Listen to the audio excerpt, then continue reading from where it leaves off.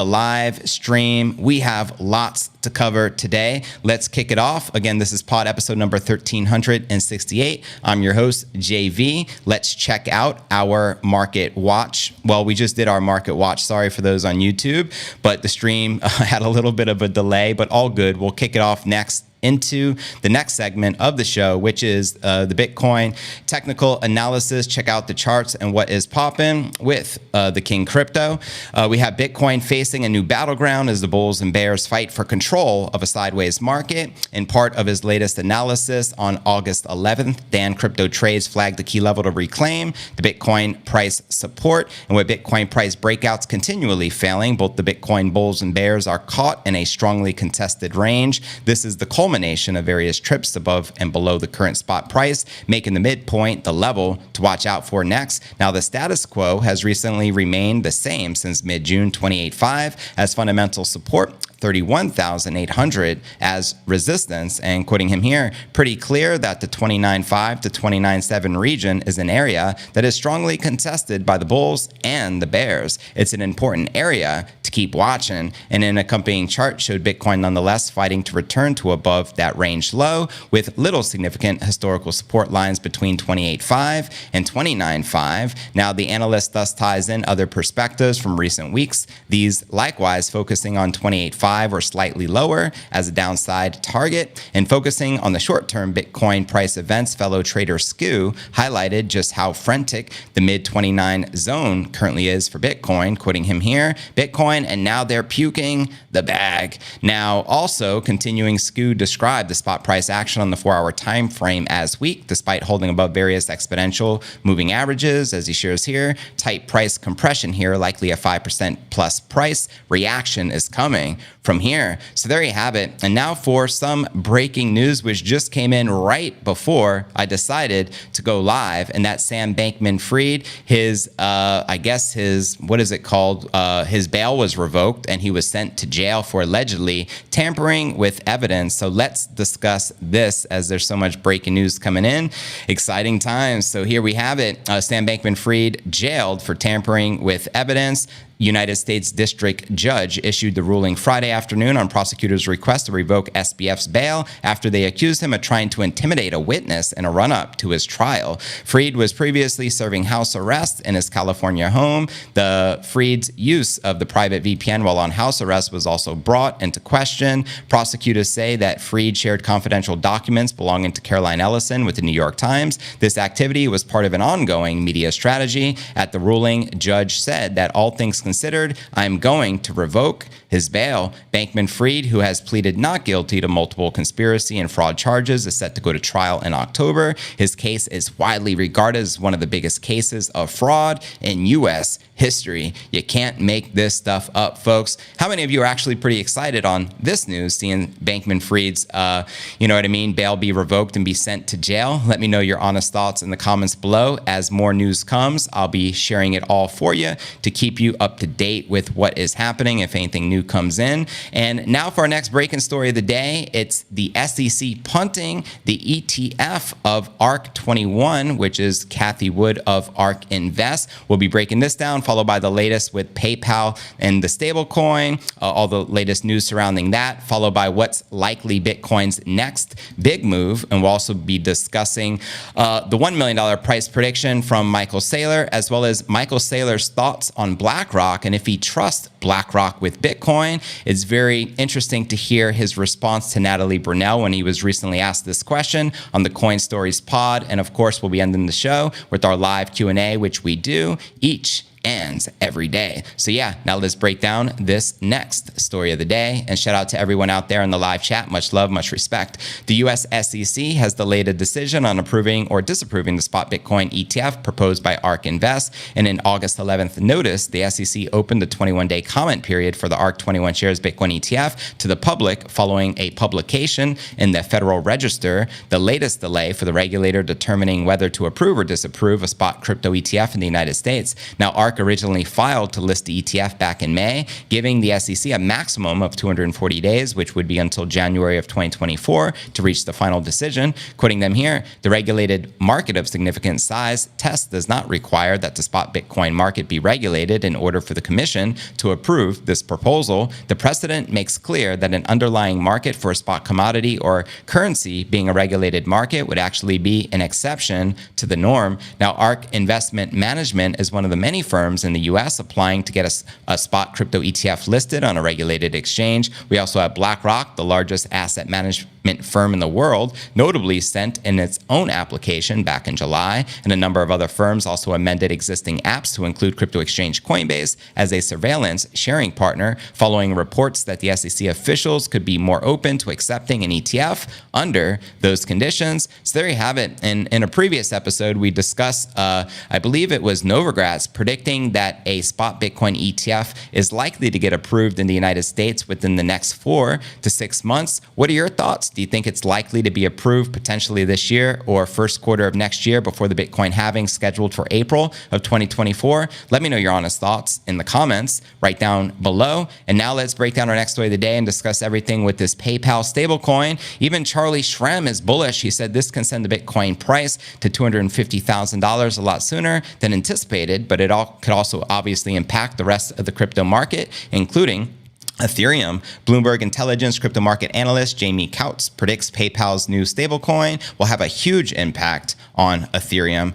Coutts says that there is a massive growth potential for Ethereum, even if just a small percentage of PayPal's existing customer base adopts the stablecoin, which aims to keep a one-to-one peg to the US dollar and is built upon Ethereum. Quoting him here, the PayPal announcement is not priced in. PayPal has 435 million active accounts versus Ethereum layer 1 and layer 2 active addresses at 1 million.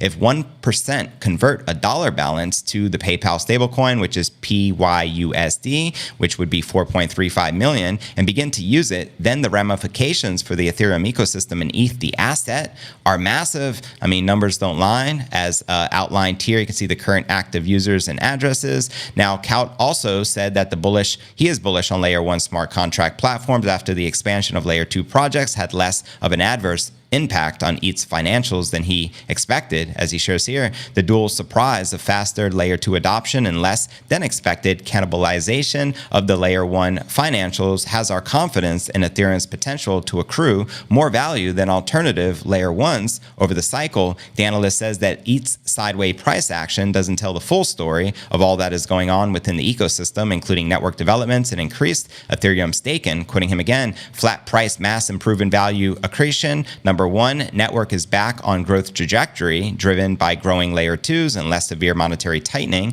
Number two, mostly deflationary despite the bear market. And number three, despite cooling activity, ETH staked accelerated up 38% in just 3 months. And according to Coutts, ETH's accumulation is increasing during the stalled crypto market, as outlined here. While activity is down, investors are nonetheless demonstrating aggressive accumulation behavior. The total number of non-zero balance addresses exceeds 100 million, with over 1.7 million wallets containing at least 1 ETH. Now, Coutts notices that ETH's network is generating 3x the amount of revenue compared to the fourth quarter of last year, as shared here. Depending upon your framing, the dollar value of the network, GDP/revenue, while down significantly from 2021, has increased 3x from the fourth quarter 2022 low and is now outpacing the price. Layer 1 generates approximately 6 million in fee revenue per day. 80% is burnt, which is a buyback, and the rest is paid to validators. So there you have it. Are you also bullish on the news of this stable coin coming out by PayPal, considering they have over 400 million active users, which can help usher in massive adoption for crypto, including the king, BTC? Let me know your honest thoughts in the comments right down below. And now let's break down our next story of the day, and that's Michael Saylor. Or actually, before we get to Saylor's $1 million prediction and his thoughts on if he trusts BlackRock with Bitcoin, first we got to discuss the latest from Glassnode Analytics with the next big move for Bitcoin. So first, let's break this down. And again, say hello in the live chat. Let me know where you're tuning in from. And if you have any questions at the end of the show, we'll be reading everyone's comments out loud. The co-founders of crypto analytics platform Glassnode are forecasting that one catalyst can kickstart the Bitcoin next rally. Glassnode co-founders Jan and Yan, who share the handle, tell their 55,900x followers that if the relative strength index indicator falls below 37, it can trigger a Bitcoin rally. Send it. The RSI indicator scales from 0 to 100, and a reading of below 30 is typically considered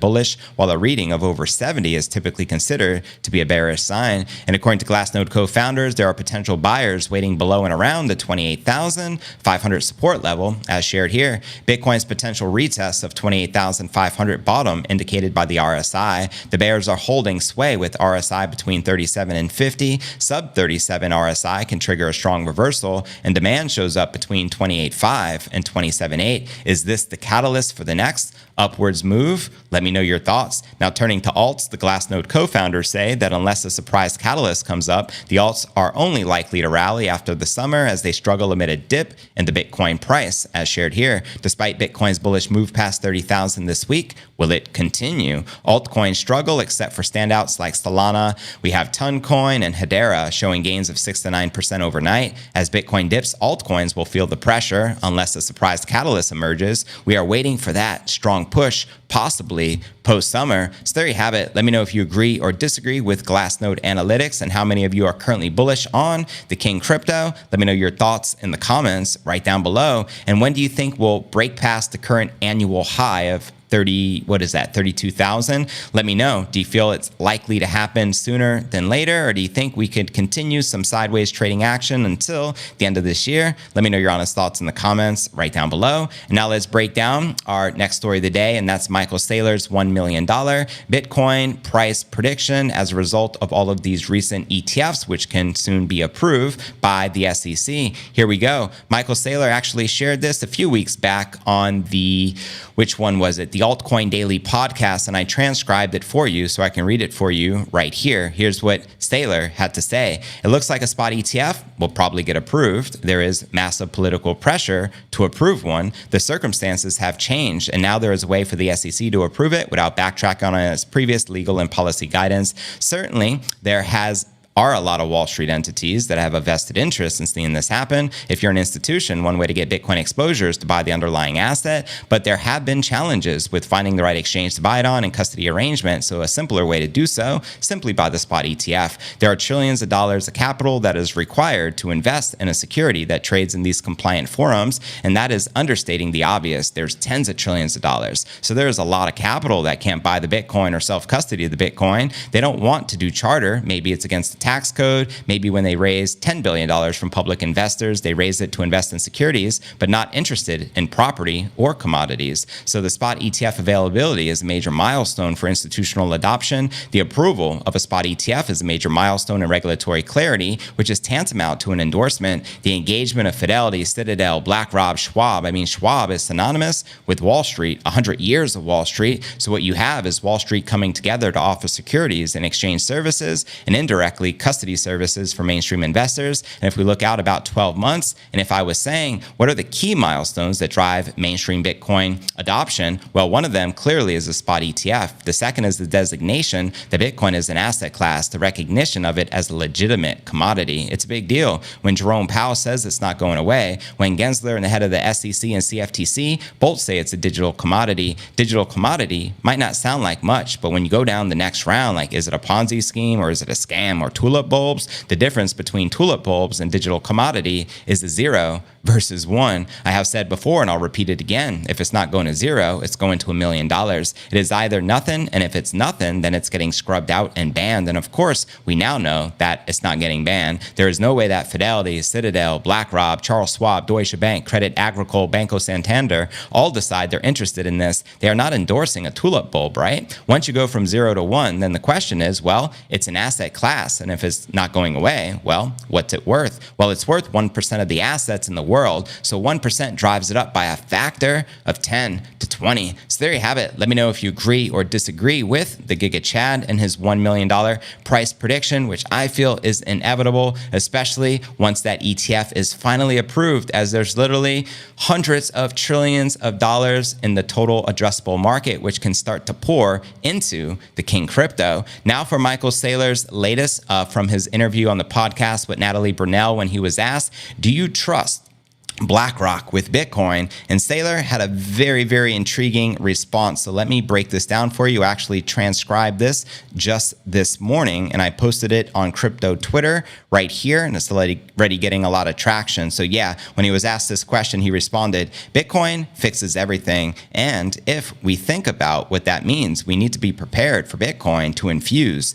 everything. The right way to think about it, Bitcoin is going to be a base layer, and there's going to be layer 2s like Lightning to move things fast. And there's going to be layer 3s, which is custodial, like the Cash App, like Coinbase, like Fidelity, JP Morgan, Bank of America, Apple, Google. There's going to be custodial layer 3s, and they're going to exist to provide functionality or utility. And there are technical reasons to trust a third party. The best way to think about Bitcoin is Bitcoin offers sovereignty and integrity and empowerment, not just to the individual, but also to the family, the clan, the village, the city, the country, the county, the state, the province, and the country, the company, the institution, the agency, the group, the community, organization. Every one of these entities all have their own agency, and we don't want them to not have access to this. Bitcoin makes your country better, makes your company better, makes your family better, makes your community better, makes your school better, makes you better. Preach. It's going to make everything better, but there's different types of wrappers we need to put it in. So we shouldn't be afraid of those things. Someone said, well, aren't you afraid these big organizations are going to buy Bitcoin and centralize it? I said, it's like asking me if I am afraid that someone in Japan is going to speak English and if that's going to undermine the English language. If Samsung is the biggest company in Korea and they start speaking English and they build support for English into their products,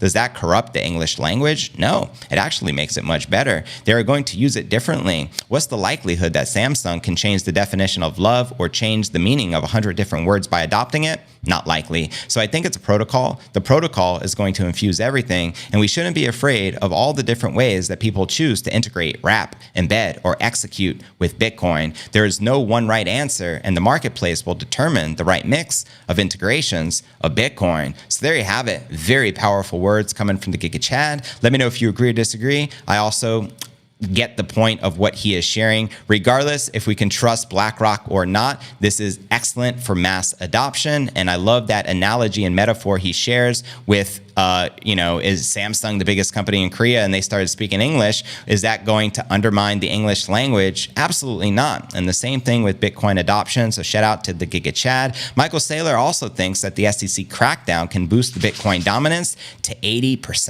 And I'd love to know your thoughts. Do you feel that this cycle, the Bitcoin dom, can climb to 80%? Let me know your honest thoughts in the comments right down below. And now let's dive into our live Q&A. And this time I'm going to start over on Rumble, start reading some comments out loud. What's up, Amelia? Good to see you. Yes, YouTube is nuts.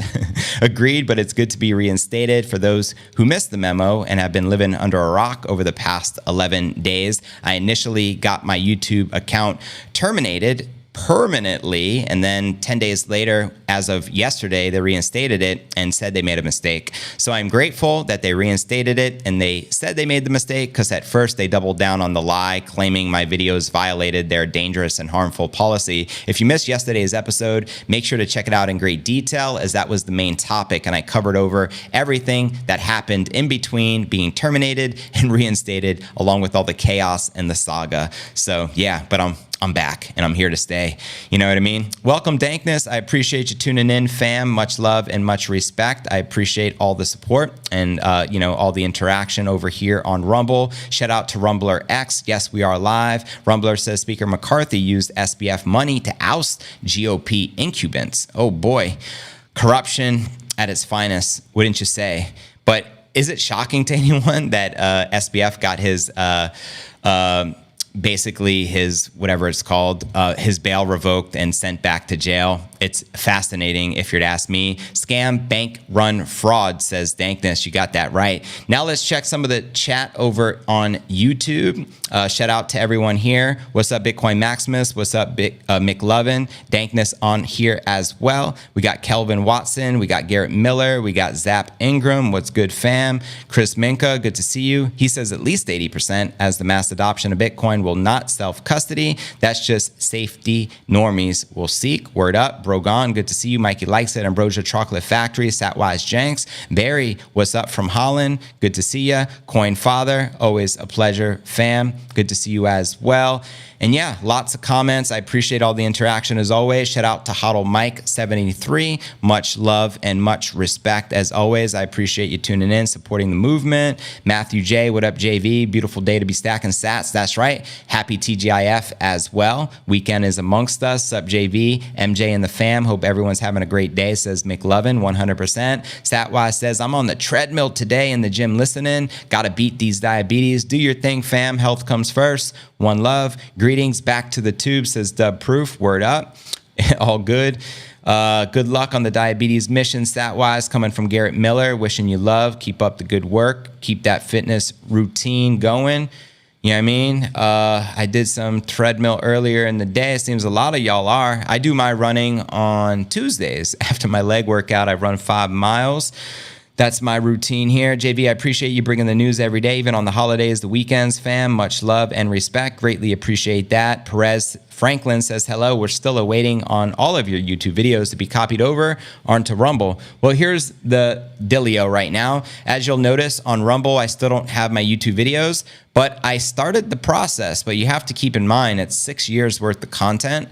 So it even tells you it can take weeks for that transfer to complete. And I started the transfer and I haven't even noticed any videos actually transfer yet. So it makes me wonder if it's even actually going to work. I'm praying that it does. And, obviously we want to have all of our content backed up. I'm also grateful that all the content wasn't lost on iTunes or Spotify or in any of the podcasting platforms. It was only YouTube, but it's back. It was only temporarily gone. They claimed it was gone forever and they wouldn't give anything back, but I'm glad it all worked out in the end. But I truly do believe if we didn't have our uproar from our community, they probably wouldn't have changed anything and I would have been doomed and wouldn't have received my channel back, wouldn't have received any of my videos back, would have had to start all over from scratch from 56,000 subs. So I'm just grateful that we got, the channel back, and we can continue plugging away with our daily show. I think I'm going to have to delete my X account, says Brogan. I have no impressions, even when I do giveaways.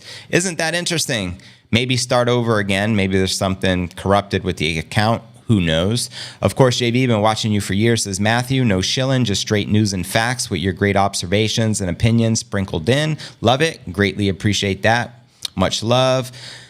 Appreciate all the support, fam. Juan Romero, what's up? Welcome. Crypto Grady, let's freaking go. What's poppin'? Tommy Walton, good to see you. Michelle Lynch, he is shaking. You're referring to Bankman Fried? His nerves were always shaking. Nice to have you back, brother. Thank you, Eric Castro. Appreciate that. Nathan Roth, appreciate the support. Good to see you, fam, as always. And yes, so now not only do I stream live on YouTube every day, now that we got the channel back, I'm also simultaneously streaming over on Rumble, just in case as a backup. Zap says, I hope you get your videos back. I appreciate that, Zap. Much love, much respect. I posted it up for you over on the ScrewTube. Word up, Dankness. Chris Minka, shout out to him as well, and everyone who has been supporting the channel. Amelia points out I was censored for 9 months on YouTube and was banned for commenting. Oh boy.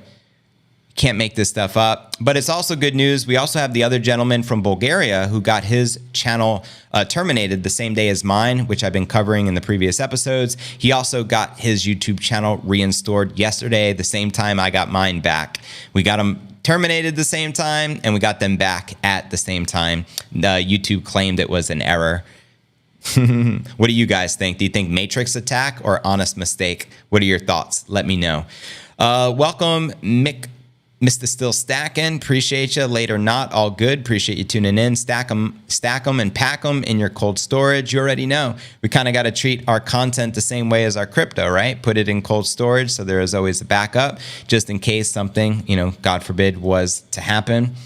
It is what it is, fam. What else is new and what are you guys most looking forward to for tomorrow? Please do let me know, as tomorrow is the weekend. It's another Stackin' Saturday at its finest. And make sure each and every one of you on YouTube right now, there's a link to my Rumble channel, which I'm also live on right now, right in the description below the video. I highly encourage everyone to follow me on Rumble. Even if you don't have a Rumble account, set one up. This could be our backup just in case I am terminated again on YouTube. If they've done it once, they can do it again. So it's very important you're following me on Rumble, iTunes, Spotify, X, and all of the platforms that you can, just so our connection and our community can continue growing stronger, just in case something were to happen once again. I think that would be great as a backup. We already have over 300 subs/followers on Rumble, but let's get it to 56,000. Why not? You know what I mean? If you can subscribe on YouTube, there's nothing stopping you from following me over on Rumble on our backup account, just in case, because when we got sandbagged from YouTube on July 31st, I immediately started streaming live on Rumble the following day, August 1st, the 2nd, the 3rd, the 4th, the 5th, and ever since. And I will continue to do so because I'm never going to be dependent upon just one platform ever again. I've learned my lesson. You know what I mean? You live, you learn. What's up, Garrett Miller? What's up, Ellen? Good to see you. Bitcoin Max in the building. I was over on Rumble yesterday and today. Thank you, Ellen. I appreciate that. It's good to see everyone out there. Mikey likes it. What's up, fam? Good to see you on Rumble and on YouTube. A lot of you guys are tuned in on both with multiple monitors. Maybe one of you are on the phone on Rumble and maybe on YouTube on the other community. Good stuff. Yes, of course, Skip. I always hang out on the edge. McLovin says it's 100. It's inevitable. You already know. What's up, D Gun? Good to have you back, bro. Greatly appreciate that. If it wasn't for all of your support, you know what I mean? Maybe we wouldn't be streaming live right now. Rave Elevator, been with Crypto News Alerts since 2020. He is a real Bitcoin OG. Greatly appreciate that. You're also an OG. Shout out to the early fam who have been here since day one. Much love and much continued respect as always, fam. You know what I mean? Zap says, I'm even following you down the road. Wouldn't that be hilarious? You're like down my street, just in case. You never know. I watched a Mr. Beast episode the other day. And if you're not familiar with Mr. Beast, he is the most popular YouTuber in the world. I think he has the most subs. His videos get like 300, 400, 500 million views per episode. Insanity. But he said he had someone following him from another country because he has very good security, because when you're that famous, you need that type of security. Appreciate the Rumble rant contribution. Mikey likes it. Just sent $3. Much love, much respect. But anyways, he said, this guy followed me from another country and my security had to obviously interfere with him and search him and search his hotel, this and that. But at the end of the day, the guy only wanted to give Mr. Beast a list of ideas for YouTube videos. And that's what he ended up doing. And they found out he had nothing threatening or anything to harm him. But it was kind of funny. And they asked him, well, did any of those ideas, were any of them good? He said, no, they all sucked. But nonetheless, he came from another country on the other side of the world and followed me specifically to hand me a list of different YouTube ideas. I feel I have this kind of level of support here on Rumble and on, YouTube with all of our Crypto News Alerts fam. So I just want to say I greatly appreciate everyone's continued support. It means the world to me. Bring Facts just wrote, if I've been here for a couple of years, although my subscribe date may not reflect that because I've had to unsub and resub to get my notifications. That's another thing. I've probably been shadow banned numerous times on YouTube. So if anyone is currently subscribed and you got all notifications turned on, but for some odd reason you're not getting email notifications or notifications on YouTube when I go live, unsubscribe, subscribe back, turn off notifications and turn them all back and see if that does the trick. Let me know facts if you're currently receiving them. Garrett says, if you're not familiar with Mr. Beast, laughing my ass off. Exactly. Who's not familiar with Mr. Beast? Shout out to Mr. Beast. He is the man, by the way. He does make the most epic Bitcoin videos. No one could even compare. Chris says, JV isn't a Bitcoin OG. He is a, dare I say, Bitcoin baby boomer. We are a large group of kids birthed from the OGs. Word up. Yeah, the true OGs, they adopted Bitcoin back when Max Kaiser was in like 2011, 2010. Bitcoin rolled out, I believe, through the Genesis block in 2009 after the 2008 financial crash. And so those are the true OGs. So I am far from that, but I appreciate the respect and the love as always. Much love. I greatly appreciate it. Yeah, man. I mean, welcome back, dog. Welcome back, Crypto Elf. I appreciate that. Garrett says, I believe the shadow banned. I had to go down the rabbit hole to find this channel. Well, there you have it. Also, keep in mind, like my videos in 2020 and 2021, some of my videos were getting as much as 40,000 views per episode. Yeah, if you go to like my videos before I started doing the live stream, some of those videos, literally like 20,000 views was like nothing. 30,000, some of them. I think my top video is roughly 40,000 views. And then I started only getting 2,000 views per video. So I relaunched my show in a live format, hoping this would be more better for the community. And I truly do believe it is, hence why I'm still doing the lives. And I built my way back up, and some of my videos maybe getting as much as right now, 10 to 15,000 views. But it's been a struggle, but doesn't deter me whatsoever. It is what it is. Even if I only had a few hundred views, I continue producing content because it's not about how many views I get. It's about the message. And as long as there's a platform that I am not banned on, where I'm allowed to continue creating content, I will continue creating content. And we have all the backups now. We got Rumble, we got X. I was also streaming on X when there was no YouTube. So I was actually streaming on two places during the YouTube ban, and that was on both X and Rumble. X, I think they have a long way to go to improve their platform, but we shall see. They say Zuckerberg and Elon are going to be fighting UFC style, but without Dana White. They're going to be streaming it on X, so it'll be interesting to see how successful that stream is. And during that fight, who do you think is most likely to win, Elon Musk or Mark Zuckerberg? If you had to put money on it, who would you go with? If I had to bet money, I'd probably put it on Zuck, just because he has been training quite for some time, where Elon, he's new to training and he looks out of shape. However, I prefer X over Facebook any time of the day. I prefer Elon over Zuck any time of the day. So I got to go with Elon on this, but it'll be entertaining nonetheless if they truly do end up fighting. What are your thoughts, though? Who do you think will win? Let me know. John Floyd, what's up? In today's show, 100%. We back. Great times. 100%. Good versus evil, says Garrett Miller. That's right. Zuck isn't human. Doesn't seem to be. Welcome, Fernando. Welcome, Maximus. WikiLeaks was the first ban from PayPal back in 2011. Holy moly. Is that... Wow, that's a long time ago. My respect to your work daily. Do from Argentina. Thank you, Marcelo. I appreciate that, fam. What's up, Fernando? Appreciate you tuning in as well. Thanks for all the love and for all the continued support. Mark, he know Juju. That's right. That's right. He knows some martial arts. He's been training for quite some time. And Zuck is training with, I believe, the champions. What's his name? Stylebender. And the other guy from New Zealand and Australia with the accent from down under, Volkanovski. So, I mean, they're training with world-class champions, the best. And even Zuck has been training with George St. Pierre, who is considered one of the best MMA athletes of all time to compete in the UFC. So, yeah, it's got a lot of traction internationally, you know what I mean? I mean, the two richest, amongst the richest people in the world fighting is very interesting, considering they don't need to be fighting each other. They have all the money in the world.